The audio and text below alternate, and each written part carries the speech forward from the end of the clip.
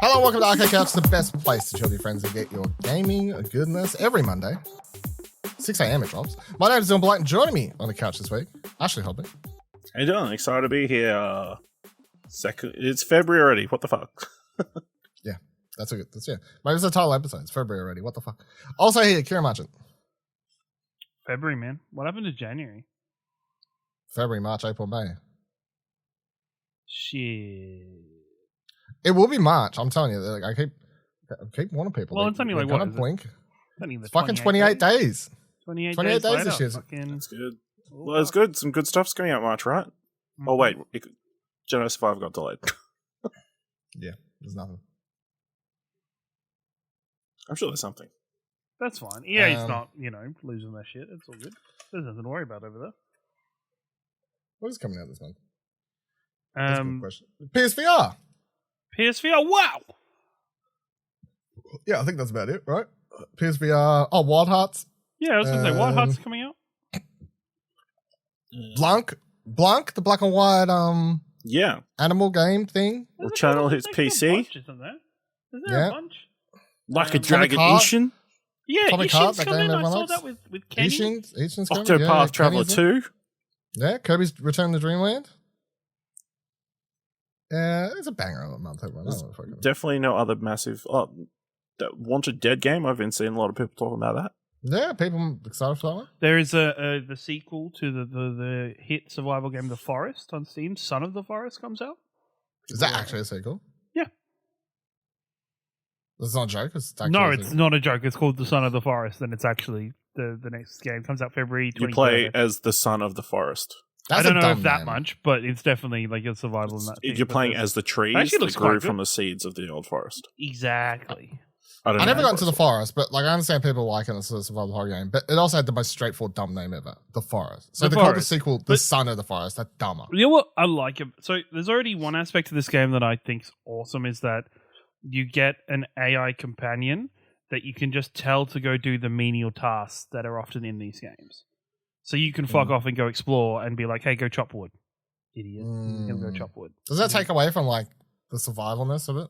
Well, I don't think you get him instantly. I think you have to work for him a little bit, but I think it's one of those nice things that, like, often when you're playing with friends, if people go off exploring, one of you's like, oh, I need to do like the survival crap or like I need to gather some stuff or this. You just send old mate and be like, hey, go do that. I'm going to go fuck off, explore. Yeah, fair. All right, so I've been playing a spell casting game called Forspoken. I talked a little bit about it last week, of course. I've got my full review up now on explosionnetwork.com, and I'm giving it a 6. The drama around this game, I say drama in quotation. It just won't stop. This game just... It's just, people just keep... You know what? I legit almost got FOMO today about this fucking game. I saw a thread from people from people in our circles that like started talking about, this game's good. People aren't doing this stuff, and I'm like, are you kidding me? I'm like, what? Like, I avoided this game and did the right thing with what I thought was the right thing of just resisting the urge of buying it on release. And now people are telling me it's good, and then in the back of my mind, I'm like, hey, idiot. Kieran, you're falling for our trap. We all got together and started talking to... And no, it's like in the back of my head, I had, hey, remember how much you loved Days Gone? And people crapped on that when that first came out. Yeah, I'm very tempted. I'm very tempted. This is the opposite of Days Gone. So, Forspoken, story, not fun. Gameplay, fun. Days Gone, story's great.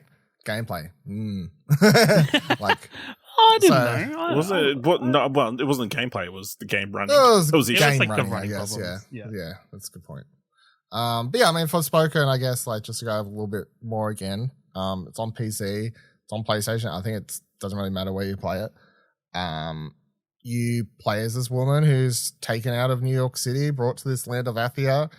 The game, I'm going to say this everywhere I go for people who think this is like, I literally saw someone the other day complain that it's not a fun hack and slasher, and I'm like, dude, no, like, it's not a hack and slasher at all. It's a fucking spellcasting game. Hack and slasher. I don't know, like, maybe it was the trailers or something. I don't know. No, because all the trailers. The only thing I really saw in trailers was her casting spells and parkour. Like, I just saw her a whole bunch of parkour. Like, I can remember the images of her, like, running across boulders, doing flips and shit, is running around. Yeah. I was like... That's literally the game. Parkour, find enemies, do quests, but yeah, the combat is 100%. It's I guess you could call it a third-person shooter if you want, but I mean, it's spells. And the game is going to be very boring if you forget that you have access to a lot of spells, because especially once you get in the late game, you've got potentially access up to, I don't know, like upwards of maybe 40, 50 spells or something you could potentially cycle through. That's kind of insane. I feel like it would be probably close to 40 at least. Spellcasting game to play. So, I mean, that's the game. Spellcasting, like it's support magic, shields, it's offensive magic, fireballs. Like it's got the full array. You know what I mean? You got ultimate ability casting, AOE damage stuff. Like it's all here. So, I mean, the one hack and slash thing is there is an ability that like sort of makes you create a magical fire sword that you can attack enemies with, but it's all a spell technically to cast the thing. But the drama around the drama, again, quotations, I've just continued to find quite interesting. The latest argument, I don't even disagree with it, is I think a lot of people would be like, I think I saw a tweet today that was like, take everything you would complain about Faye, the main character's game, and then see if you would then take those same things and say them as compliments of Ellie in The Last of Us. Because I get their point. Because a lot of the complaints are loud, obnoxious, like all these like sort of things. When people swing those on Ellie and be like, I love her attitude. Like it's the same sort of things, but it's like swung to be positives instead of negatives. I think, wow. I wonder what the difference is between Ellie and the lead character of Forspoken.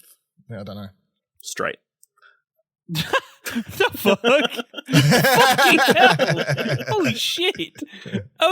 All I was going to say was... Oh, she's one too. I know. From the bits that No, Ellie's... I was talking about the girlfriend from Forspoken. I assume she's straight. Why are you just assuming her gender? That's fair. Her gender. Assuming her sexuality. Assuming her agenda, yeah. Assuming her agenda, yeah. Agenda. I don't think there's any romance, at least. I haven't done it on side quests, but I mean... The thing is, I think all the bits I've watched of Forspoken is Faye comes off like has the same energy as teenager who's just been told to clean up their room on a Saturday morning and they just want to stay in bed. Like that's just, I don't know, maybe that's just the small clips that I've seen, but she just seems to be very... like complaining. Well, she doesn't. It's like a context thing too, I guess, because like her character's written as someone. She doesn't. When she arrives there, she doesn't want to help anyone. She doesn't want to help the people of Athia. She's very much like out for herself. But understandably, because when you start the game from the start and get the backstory, she's been in and out of foster homes. Yeah, she's I get that. You're like she's had it rough, like sort of. So she looks after herself and herself only, and not in a like sort of a bad way. It's just like an understandable, that's how she's had to grow up sort of way. So there's that element that I think sort of shapes the way characters. And like, I think her character's fine. Again, I don't think she's a great character. I think she's a perfectly fine character. The writing's no different than like a lot of video game characters that you'll see in a lot of games these days. So I continue to be surprised that it's such a point of contention. But yeah, the thing that holds the game back is just the narrative is very cookie cutter, very like sort of straightforward. Like just you can sort of like you play this game for a couple of hours, you probably know exactly how it's all going to play out. I feel so. That's the only thing that holds it back. Combat's a lot of fun. I found the combat a lot of fun anyway. Like if you're taking full advantage of the spells and you're like making the most of what you have on offer in this game, I think it's very like visceral and gives you a lot of different ways to play it. It could be boring if you only use one spell the whole time, but I guess it's something that I haven't really seen spoken about, but this was like how they were originally selling the Unreal Engine 5. Like, and yes, they had like that. No, this is made in made in Luminous Engine. Oh right, that's where I get confused. Right, yeah, okay. So this how is the game's like overall like performance though in that type of thing? It's like so it looks very pretty, but I knocked it to 60. I knocked it down to performance mode pretty quickly because once you get into combat, there's just so much happening. And I'm trying to like do quick time dodges around the fucking infinite number of enemies that spawn in this game. I was like, nah, let's go to 60. And I was like, you know what? Fuck it, let's go further. 120 frames, let's knock it into that mode. And once I knocked it into that mode, I never went back. Like the visual difference between that and the visual mode is quite a difference. But it's when you're in combat, it's such a fast paced, even when you're moving around the world, like the parkour, like the speed at which she runs, like I was just like, it was bothering me that once I got to the 120, once I was experiencing the 120 frames, which obviously you have to have a compatible TV if you're playing PlayStation or whatever, which luckily I do. So, but yeah, once you play that, you can't go back. So yeah, but it's not like it runs bad on any mode. It's just, if you can play this in 30 frames, Lord have mercy on your eyesight, I guess. I don't know what that is. Yeah, Ash. Well, Ash doesn't even know he's playing in 720p. Yeah, he doesn't know life's in 24 frames. Just as God intended. Fight, and it will reveal your true potential.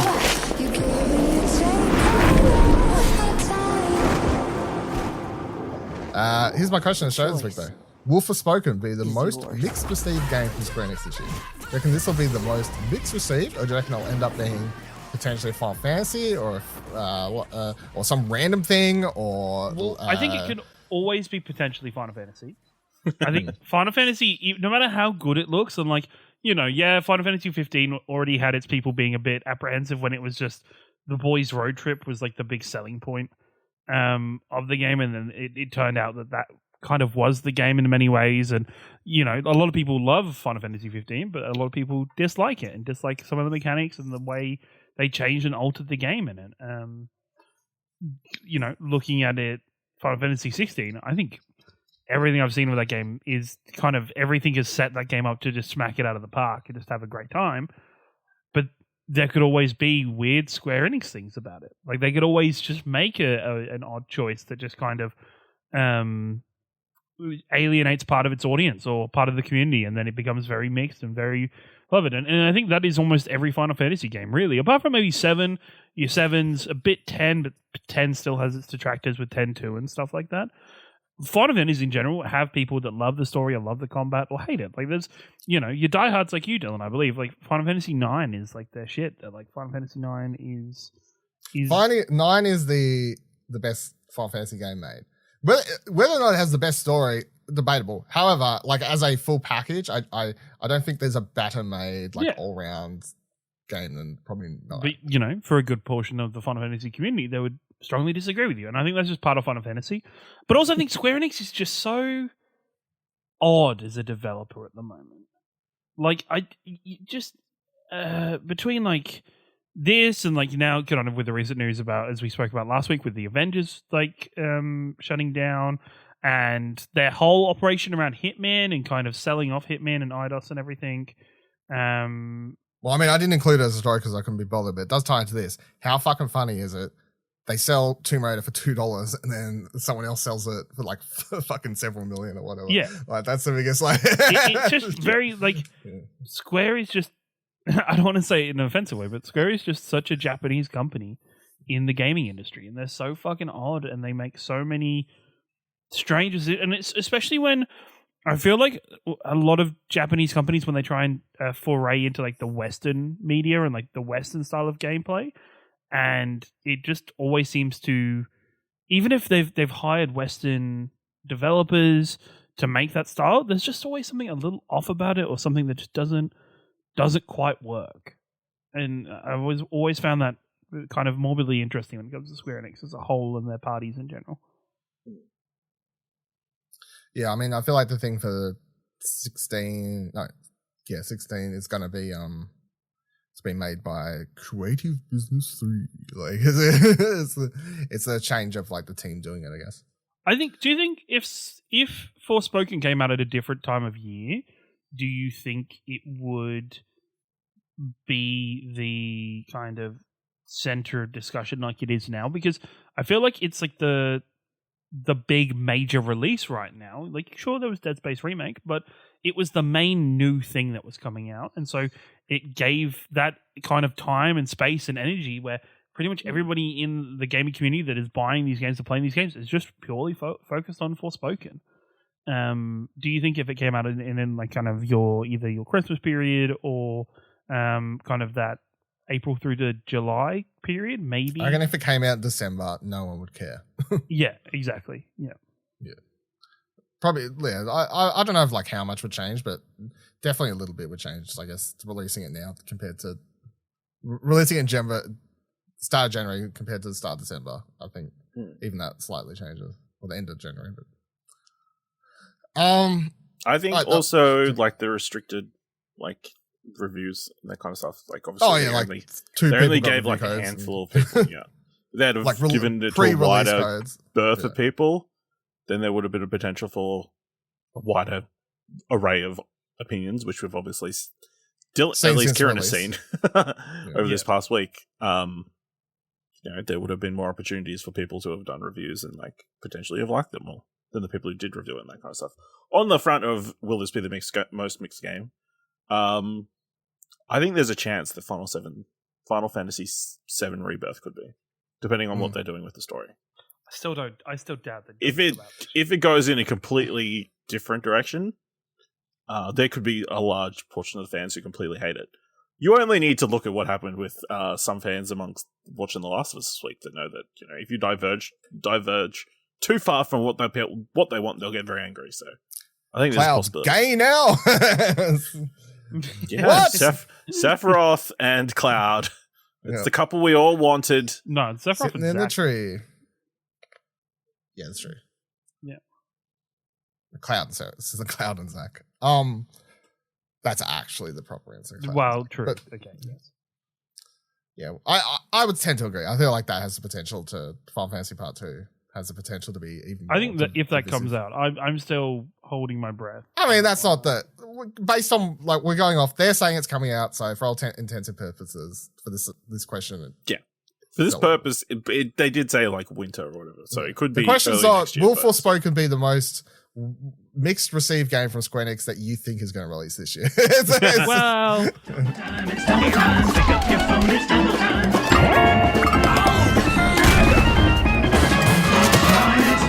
This game saved my marriage. Let me talk about another company.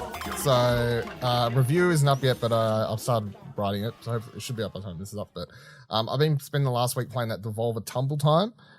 This was a game that like announced, I don't know, I feel like ages ago, but so it's a matching game from Devolver, published by Devolver. I can't remember the developer's name, but it's using all their like IP. So you got like little characters of whatever, I can't even remember, like the Hotline Miami characters to whoever else in this, right? Messenger, Serious Messenger, and all those sorts of things. How it works is they sort of come down into this machine, and all you do is like you tap and hold any one of the characters, and any amount of them that are touching each other, like they'll pop, and then more like fall into the machine. It's like when you're playing it, it's sort of fun, and like knowing the characters that you know and recognize is fun.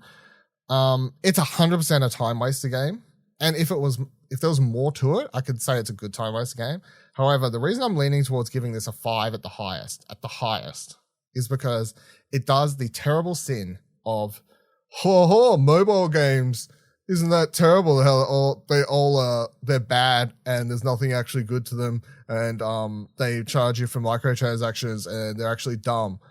But also, can you pay $7? Like, it does that terrible sin of making fun of something and then proceeding to just fucking do it. Like, to the point that I'm like, I don't understand. Like, but you can't criticize and make fun of mobile microtransactions while then proceeding to come up with literally every now and then pop up and say, do you want to buy everything in the game for like $120? Like, pops up on the screen. You know? You unlock characters in this game, and you can level them up by using them, like picking to use them, and you have like special abilities. So like the chicken head dude from Hotline Miami, his special ability when you get it up is like a baseball bat smashes through and like clears out like half the field or whatever. You level up these things, but every now and then you unlock a new one, it'll pop up and be like, this is basically useless. It's not a joke. It doesn't really matter. Like, other than the special abilities, leveling them up does nothing. There's nothing to really get you excited about unlocking different characters. Once you unlock like 2 or 3 of the 2 or 3 of the main characters. You'll find the ones that are the best and the other ones are sort of useless. You also have hearts in the game, so for the amount of time you can play it, and then they it does that mobile game sin of you have to wait a certain amount of period before you can play more. For the sake of just being able to chuck several hours into this, I paid the $4 just to unlock infinite play, because I just wanted to smash through it and sit there the other day. I played I just wanted to smash it out so I could just get my thoughts out without having to wait. But yeah, every now and then they're like, oh yeah, but you can spend real world money to buy stuff in this to get gacha machine stuff, but none of it's good or exciting or useful. Any duplicates you get help level up the ones you got, but leveling them up does nothing, so it's pointless. I find this game very weird, very, very, very weird in its tone and execution. It's just completely vapid. It's completely a time waster game, but not a good one.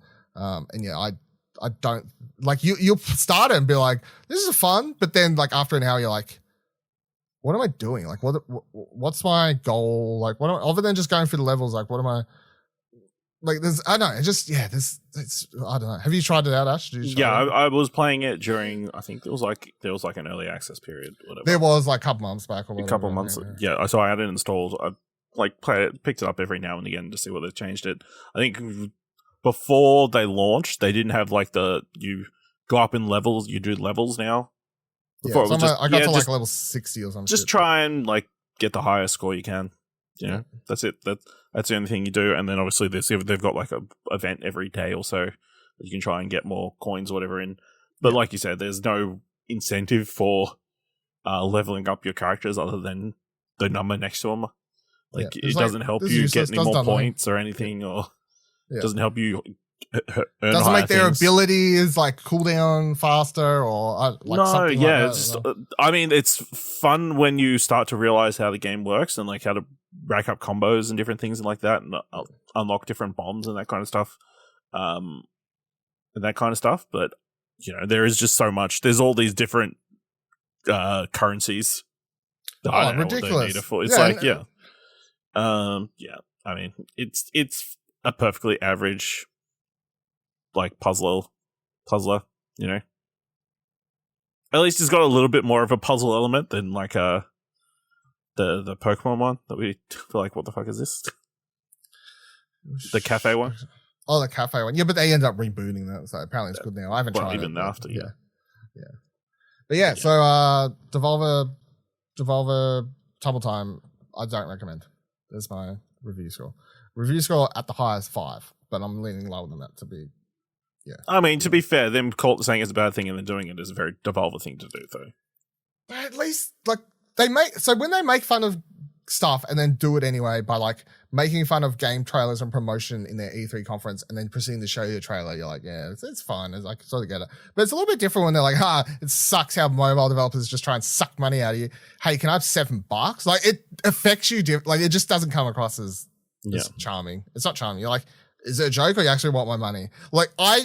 Which is how I felt. The first time it popped up and asked for my money to buy something, I was like, yeah, very funny. And I clicked it and I was like, popped up with me to double tap to actually pay. I'm like, oh, I thought it was a joke. I thought it was a bit, but it's real. Okay. It's bro.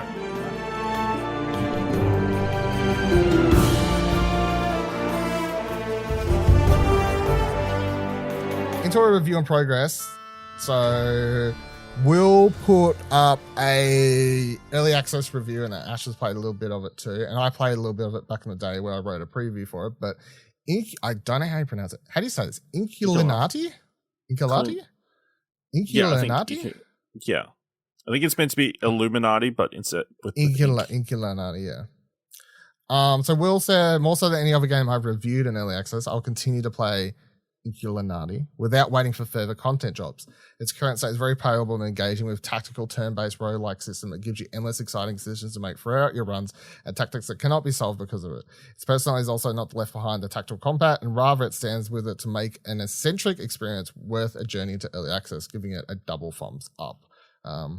So this game, it's hard to explain, I guess. It all takes place in this book aspect I guess. And you get to pick from these characters. I don't know how much has changed because I haven't played the early access version, but the preview version I played like 6 months ago or whatever. You'll have a team start on the right side, you start on the left side, you place your units.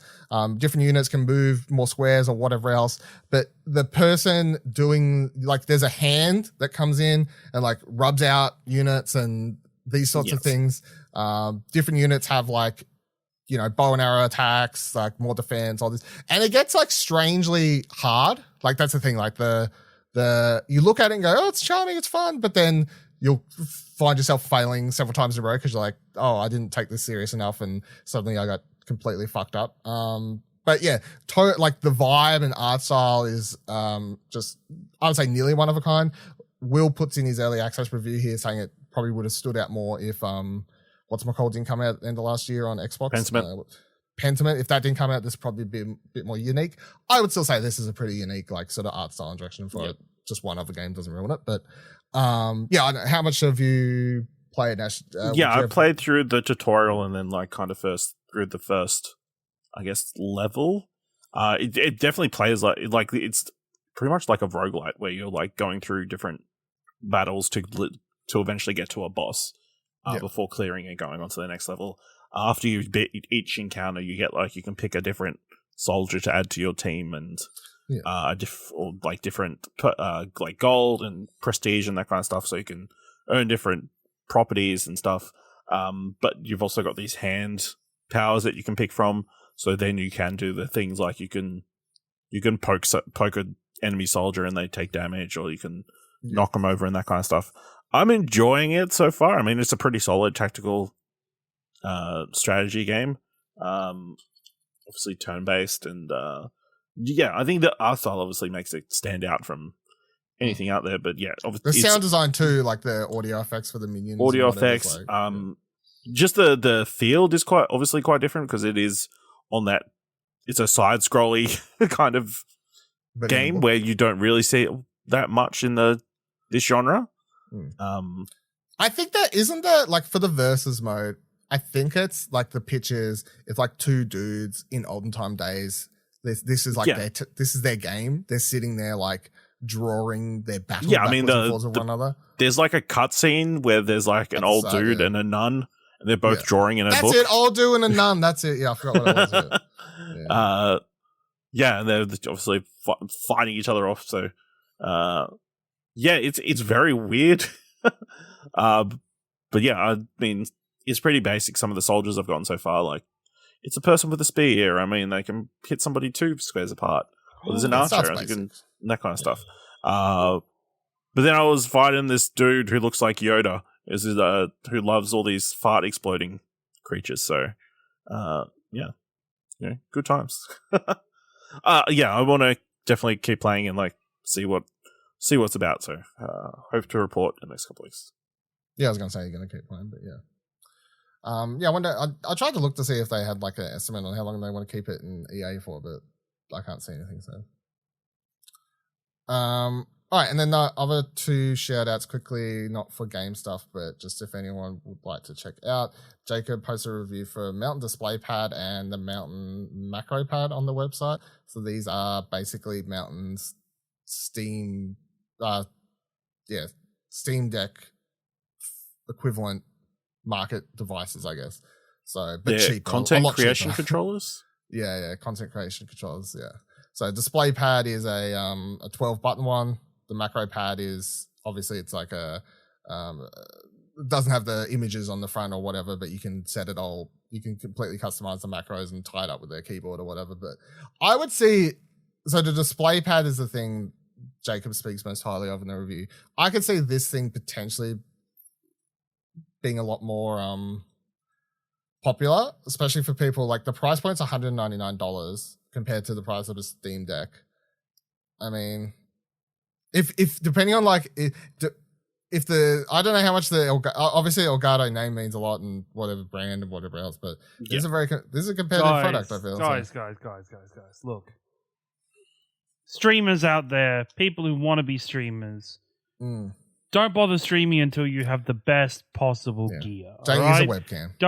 Don't use a crappy webcam. You make sure you don't use a USB mic. Don't use a USB mic. Don't have a Yeti. Don't have a fucking snowball mic. None of that shit. Don't be putting up a fucking green towel in the background as a green screen. Yeah. Fucking, you need top shit, tier. Kieran, you were behind that thread this week. Son of a bitch. You need the best of the best, everyone. Doing it for the clout. Don't listen to it. You know, you need the best of the best of the best, especially if they sponsor this show and start giving us free stuff. You definitely need the best. Check out my Amazon affiliate links. Yeah. Okay. Kieran's linked to Elgato. Yeah, I was going to say, as I just purchased an Elgato Wave XLR, Elgato, you're all right. Fucking hell. I just did we don't do a video podcast anymore, and I was just thumbs up to the camera. You did a thumbs up. You did a thumbs up. Yeah, good job. That's fine. Yeah, no, that's all good. Just to you two, just to make sure. Yeah, I can tell. Yeah. But yeah, I mean, this looks like it'll do, if it does the exact same job, I mean, and you're not going to show it on camera, so nobody will know. True. You just say you got a Steam Deck. Yeah.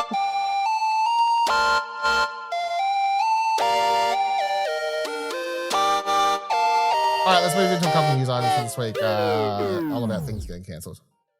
Literally. So, Apex Legends Mobile. Sorry. Or the new term, sunsetted. Yeah, love that. Apex Legends mobile game has been sunsetted, as has the upcoming Battlefield mobile game. So, this is really weird. This kind of came out of nowhere. I mean, the Battlefield one makes a little bit more sense, but in an EA blog post announcing news for Apex, they said, following a strong start, the content pipeline for Apex Legends Mobile has begun to fall short of that bar for quality, quantity, and cadence. It is for this reason, after months of working with our development partner, that we've made the mutual decision to sunset our mobile game. Although disappointing, we are proud of the game we launched, are grateful to the support of the Apex Legends community, and are confident this is the right decision for players. So yeah, the game ends, all servers go offline 2nd of May, at which point it'll be dead. You cannot play it any longer. Which is really weird, considering it's an award-winning I think it's swept it, like, pretty much. 2-year winner of Explosion Network's top 5, at least top 5 mobile games. Just saying. Yeah, but that's heavily fucking, like, there's some bias. Not really. I don't know.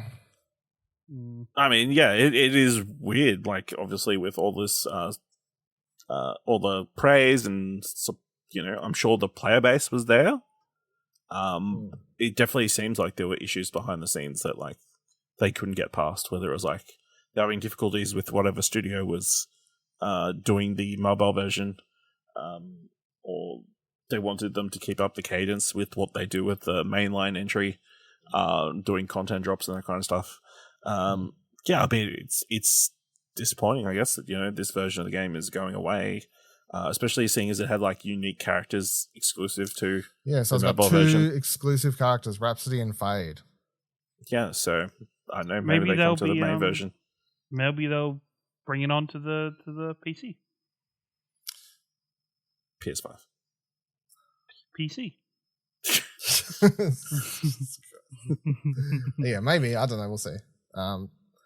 That'd be weird. I feel like that's the only sort of most annoying thing about this is some people spent time, I guess, coming up with these cool characters, and they're potentially just left in the mobile game. So hopefully they come across.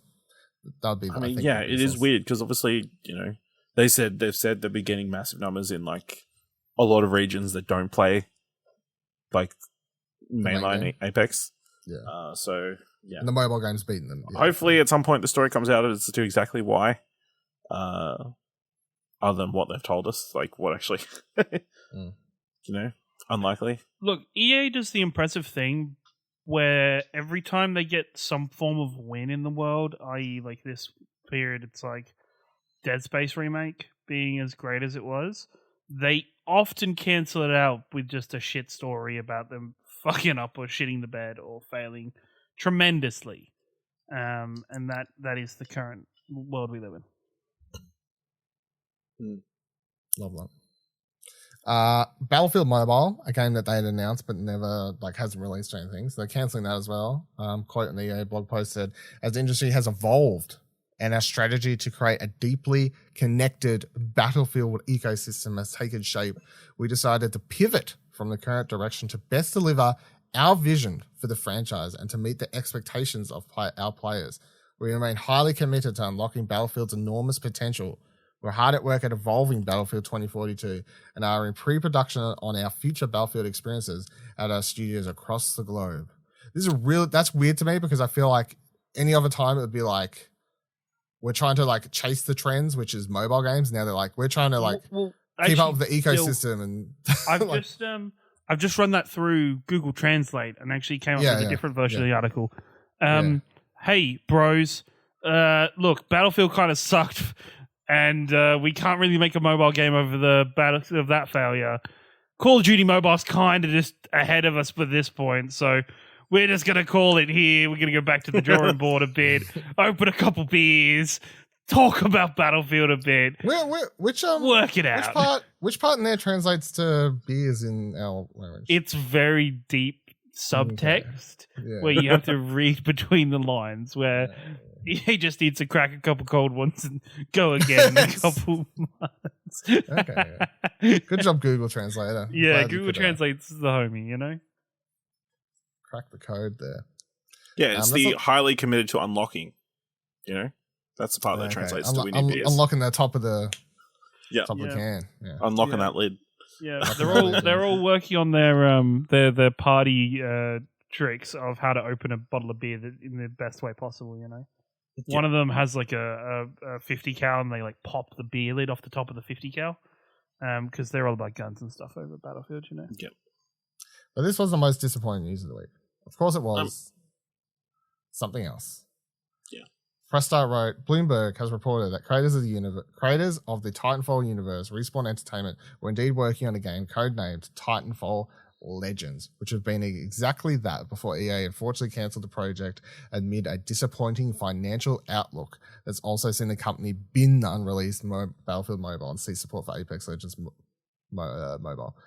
Bloomberg Jason Schreier reports that a team of 50 staff was working on the game, led by Mohammed Alavi, before he left last year. All of whom have been informed of the cancellation, told they would either be found new roles within the company or let go with a severance package. Respawn's current big project is Star Wars Jedi Survivor. Yeah. So, fucking hell, man. Why can't I get anything good in life? This is. I think a while ago we spoke about is Respawn stretching itself too thin. Like, is Respawn trying to do too much? Even though they're a studio that's growing, are they trying to, capture lightning in bottle and too many times and stretching themselves too far? And I think this story kind of answers that question too. Yeah, and now they're pulling themselves back in and reining it in. Or are they going, you know what actually would make us a lot more money? We'd kept doing Star Wars games. I think they were already going to. We put out more Star Wars games. I think those will do better than Titanfall 2. The interesting thing is this falls in line with Jedi Survivor getting delayed as well. Mm. 6 week delay on Survivor. It's a nothing delay, but still, I mean, it's a delay, but it's a nothing. It's a delay. Yeah. 6 weeks. If it was nothing, they wouldn't have done it. Yeah. Yeah, I mean, in the scheme of delays, I feel like 6 weeks is. Hey, I'm sure at one point Cyberpunk had a 6 week delay. It's true. I'm sure it did. Yeah, back in 2004. Who knows? That game might have been way better if it had another 6 week delay. So. Potentially. One more would have. More than 6 weeks. They need like a whole another year. Well, it's good now. They should. Yeah. Apparently. Mm. Mm-hmm. Yeah, so I'm very disappointed. Obviously, Titanfall 2 is amazing, and I'd love more Titanfall, but not today. Yeah. Hopefully, the people that were working on the stories for Titanfall Legends can be redirected into working on the stories to come out in a way through Apex Legends. Maybe they should go, not quite the Overwatch 2 route because Blizzard fucked that up royally, but maybe Apex Legends should get a PvE mode where they, start releasing these stories for people to. I mean, they a couple of seasons ago they started doing. You could jump into PvE co-op, like very short story things. Yes. Well, wasn't another story that they cancelled, like a single player Apex game? Yes, I think that was part of the same story. So they cancelled the full Apex. People were saying that was an Apex single player. It's being reported as a Titanfall game. Oh, okay. Whatever. It's the same fucking universe. Yeah, I saw a story that was I saw a story as in there were two separate things. So could have been both, but I'm like, yeah, that's the problem. Just make Titanfall 3. How fucking hard is it? Make Titanfall 3. Done. Come on. Just put a bunch of Titans in Apex Legends. Yeah, they'll sate them for a little while. Okay. Oh man, I'll be all over that. That's just. It'd be a race to get the Titan in it. That'd be pretty Everybody dope kills if them. like a Titan drops in like random areas and you just have different it's like a care package. For it. Yeah, care package versus Titan. I mean, when people get Titans in, because Titans do drop out of care packages when you call them in Titanfall multiplayer. Yes. And then when you jump into them, it's not like it's all over they wreck face. Like, you can still kill the person in it. Like, it's not. Yeah, well, you can still they're powerful, but not overpowered. Like, you can still jump onto them and like you would in a single player game and like crash into fuck them up. Fuck them up is the thing. That was the thing that was really cool about Titanfall 2's multiplayer was like the Titans weren't instant. Fucking like GG, you lose. GG win. Like it was you're a Titan, but like fucking the fucking special core of Attack on Titan were coming at you. And they were like flying around the fucking area. And well, actually, that's the thing. Like, so you're running on walls, but so are they, and they're like slinging, doing their like, Attack on Titan slinging up. Grappling up behind you. Holy shit. And then Eren Yeager comes out and he turns into a Titan. That's a minor spoiler, but it's a really old anime, so it's fine. And then, it's just, it was Titanfall 2 was too fucking good. Dude, that level for Titanfall 2, not even, yes, there's the time level, like the time skipping level that everybody talks about. There's the one that's like, it's like a factory where they're like building houses or stuff, or building like fake gardens and stuff, and you're building houses and stuff. Yeah, and you're like wall running through it. Like that shit was fun. I don't know if you know, Ash, but Titanfall 2 is a very good single player. Titanfall 2 is fucking amazing. I hear. So good. Have we mentioned this? Yeah. All right, last news story, last cancellation story. Knockout City is coming to an end. Oh, so it got knocked out. They didn't catch the ball this time. Jesus Christ. So Knockout City will have one last season. Season 9 will be its last. After that ends, it'll have a 2-week sort of send-off event, and then I'll pack up its balls and head off on June 6, 2023 will be the last day. So basically as of now, a couple of weeks when season 9 starts, microtransactions removed from the game, all that sort of stuff, but they're going to do like everything is super cheap, and like if you want to like get into the game and I guess try and have fun and with some friends and try and knock out some of the trophies, I guess, I don't know. They're doing as much as you can to get it. The cool thing they're doing though, I think, about cancelling it is because we always talk about, the question's always about, games are cancelled, people love them, you can never play it again, it kind of sucks. They're releasing a PC-only version of the game that's player-hosted servers, so it'll be free to download and everything. So if anyone loves this and they love doing their like sort of competitive Knockout City or anything like that, obviously it's going to get no more updates or whatever, but you'll be able to jump into Knockout City with friends and play it on PC at least, and the game will continue to exist in some form. I think that's like the cool part of this. Like, that's the concern I had. Like, I know game preservation is always the thing that's brought up. Yeah. But yeah, I mean, it's a game that obviously during the period that we were playing it, we were super in love with it. Yeah. We kind of died off a little bit towards, as other people got really good at it. We couldn't keep up. I mean, there's that. Plus, I'm always like given what do. I'm always like moving from one thing to another, like sort of just how the cookie crumbles. But I mean, I'll definitely be wanting to play some before it's all over Red Rover. So we're gonna be playing some more knockouts. You check it out and see if that platinum's possible. I don't know if I could. We'll see how I go, but I'll definitely want to play more before. We've got until June, so I'll definitely put down maybe I'll do maybe we should do a stream close to June. Like I'm sure we're the only people that think nothing but F's in the chat. Nothing but F's in the chat. We'll stay on until it goes off. Like just stream until the game. They're in the last. Yeah, they're in the last match sort of thing. Yeah, pull one out for the homies. But yeah, I mean, Knockout City was a really cool, unique game. But all the trailers usually we talked about this. Knockout City trailers were sort of trash, and then the game looked bad in trailers. But when it came out, it was like really good. They say they're going to continue to hopefully build on the Knockout City universe. don't know what that means, but to me it sounds like. So the reason the interesting thing for this is the reason they say that they can't keep working on it is, where's the line here? Here it is.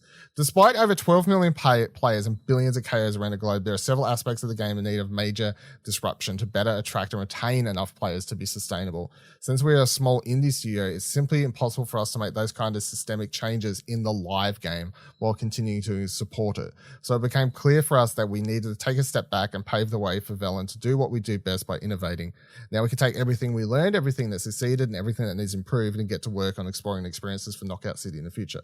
So yeah, it's interesting. They're saying they're working on Knockout City too.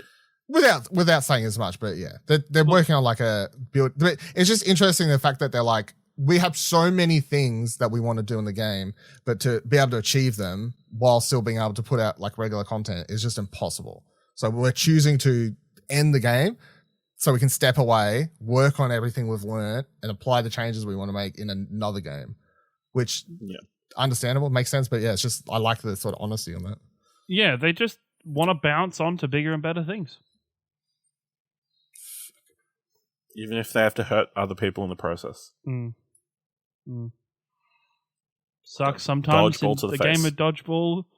You get out and you got to sit on the sidelines waiting for somebody to catch that ball again and bring you back onto the court. So, this is so long, but, until next time. So whether you've been playing for months or you have yet to see what all the fuss is about, all right, the last thing you're going to love for this episode is me and Ash did get a chance to check out the Marvel Snap Battle Mode, which has gone live now. Played a few rounds overnight. I based on what we played, I think this is going to be a huge success. Now, we straight away pinpointed the few things that, a way to automatically click rematch instead of having to load up the code, a score tracker, like how many times you and a friend have beat each other, like, like simple, like leaderboard things, all these, whatever else. But everything I was saying a couple of weeks ago about how I think this battle mode could be the way to make Marvel Snap a competitive game that they could host tournaments for and treat it more competitively. I think this is 100% it. Like this is the, so in case people forgot or didn't listen, so you jump into this match, you're not snapping for cubes, you're snapping for health. Now Ash learned very quickly, snapping as soon as you get into a match, probably not the best idea, because my boy was 8 health down at the end of that first round. You know what I mean? 8 out of 10. Yeah. 8 out of 10 down first round. And the words out of his mouth was, that was probably not a good idea. So, fucking armor. That was the problem. Fucking armor.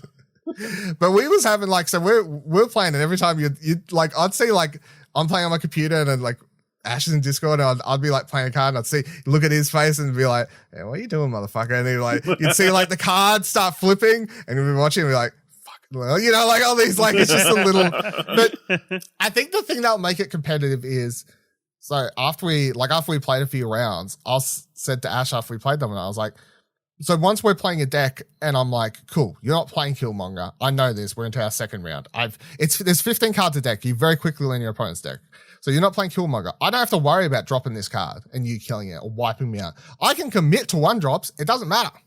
You're not going to steal if I'm playing a certain card, like you're not going to fuck me over. It's the same as you are like, I am playing a destruction deck. He's got armor. I have to play around armor. Like if he drops this on, like you suddenly have to start thinking a little bit different compared to when you play the normal game. Sure, your opponent drops 1 or 2 cards. You can sort of guess what sort of deck they're probably playing. But when you're playing this and you're doing a best out of 3 event or whatever, like if you want to do it that way, the same deck, or potentially best out of 5, depending on how many rounds it takes for you to get a winner, which our longest was 5 rounds. We got to 5 in our longest because none of us were snapping. Would be the most. Yeah. At 1 health a well, turn. I guess you could like have 9 if you retreat early every single time. Yeah. So yeah, we had like a 2-round one, and then when you and I were playing a little bit more serious, I think we got to like 5 rounds because neither of us were snapping, and if we were snapping, it was only at most risking 2 health instead of the higher amount. So, and that's the thing, like. So like that round, the first round where Ash snapped straight away and lost 8 HP, fucking works for me because we get into round 2, I snap straight away. We're now at 2 health. I don't need to do anything else. Like That's his max. Like, it doesn't go above that. Like, as soon as he loses that round, he's lost. The worst I can lose is 2. You know, like, it's, for me, there's no reason not to snap at that point. Like, it'd be dumb not to. Like, just, I should YOLO. You shouldn't have YOLO'd, but I'm fucking all in on the YOLO. What do you think, Ash? No, I think, it's fun. Obviously, like you said, there's like, it's held back by like, just let us jump straight into a rematch. Like, So just to, like for what we're saying when we're saying this is you can't play randoms in this mode. It's only people who you send a code to or vice versa, so they can join your match. Automatic friends list. There's no friends list or anything like that, which will obviously help. So every time we finished a match, it would have to like regenerate a new code, send it to Ash. He has to type it in. Like it takes 5 seconds, obviously, but it's still it's slight noise. Something that was like, do we want to go again? Yeah, you know. But yeah, I mean, the tactical elements of it obviously shakes things up. I mean, it was cool to see Dylan react to me playing cards in real time.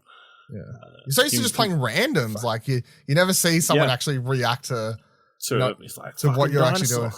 Yeah, fucking devil dinosaur. What a prick. Like, I think I had a great move where, like, I dropped a Professor X at exactly the right time. Oh, yeah. It stopped you from. I couldn't even get angry. I was just like, that is the most lucky Professor X. Right when I was about to send that green goblin, like I don't know the chances, fucking. Yeah. I think there's a lot of potential there, but yeah, there's like little life of changes that could make things easier for. Because it's not like I'm going to verse you and just going to play one match and that's it, we're done. No, of course not. No, you're going to want to play several times, probably. But yeah, as like a competitive thing, I think there's a lot of potential there. I feel like obviously the earning of cards is still a thing that will hold it back. There'll be like a power imbalance, I guess. It will, so to a certain degree, like reward people who spend more, maybe, to spending more on not cubes. Gold? No, what's the other currency? Boosters? Boosters and like levels up so they can quickly level up and try and get as many different cards as they can. Raise their collector level as quickly as possible. But yeah, I think the other interesting thing is obviously to add this mode, they've created a whole new tab. They've moved the season tab to somewhere else, and they've got different modes, so there's potential there for other modes to be added in the future. So, I think as people start exploring this mode to make it more competitive too, I definitely feel like you'll start seeing people create different decks for this mode compared to like tournament decks, if you want to put it that way, compared to just your normal, like you don't know who you're versing sort of role, because you could create a lot more versatile deck where it's like, okay, this could probably do reasonably well against anything. Yes, exactly. Compared to you just get a bad matchup, whatever. Like you just retreat and snap out. But if you're going to play like competitive, I feel like the structure of the decks are going to have to be changed somewhat, especially once like people start like the meta and all that stuff. I could definitely see like it getting competitive. But then if it's like competitive and you had like multiple rounds, like you could switch decks between. Well, that's the thing. Like, I think it would be really interesting to integrate a 5-card, say, sideboard for competitive. If you turn this competitive, so you make it, you ban cards. No. So like in Magic and stuff. So in between rounds, you have a 15-card sideboard. And you can take. I was thinking more like League, where you block. No. Certain characters so you can take. So you take 2 cards out of your deck that are useless against your opponent, and you can put 2 cards from your 15-card sideboard in that are better for this matchup. But whenever you go to your next round, the next opponent, your deck has to revert back to its default card list, sort of thing. So people build sideboards that help them beat other matchups and stuff. It'd be interesting if this like ever goes to like the Hearthstone way where you take in multiple decks into one game, and like each round you can pick which deck you're going to run into it with. Is that a thing they do? Yep. So people can come in. I think you get 3 decks, and then you can pick and choose which deck you are in between games. So if you play rank game 1 and then in between game 2, you go, okay, this deck isn't going to go well against his deck. If he plays that again, I'll swap decks. And it creates a really interesting... like, is he going to pick a deck that's going to work well against me? What am I exactly. So it creates an interesting meta where people are changing up and you're playing different decks in different forms. Pardon me. With it. Like, I think that... I think it's always been a really interesting part of the Hearthstone system. Yeah, I definitely feel like something like that could potentially work too. And like, this is the first week they've added. I don't want to say like it's ready now. Like, let's start the 100K tournament, but I could see this eventually, or like I can see esports Marvel Snap tournaments or whatever you want to call it. Like, I can 100% see it, and I'll watch it. I'll happily watch it. I don't know if this is a crazy idea, but let us put something on the line. What do you want to bet? But that's the normal mode. You're betting your. Let me put 10 gold up against you. Oh my god! Let's put 10 gold in the pot. Oh my god. 10 gold in the pot. Just to start off with, like, All right. And then when we get higher, it's like. Says the guy who fucking like lost 8 fucking things straight away. No, what I'm saying, that would be another interesting element, because obviously, play the mode, you don't earn anything. No. You do. You earn experience in how to play better. Life lessons, Ash. Life lessons. Okay. Every game teaches you something. It's true. All right, I'll do it. What'd you say? Fucking Shang-Chi.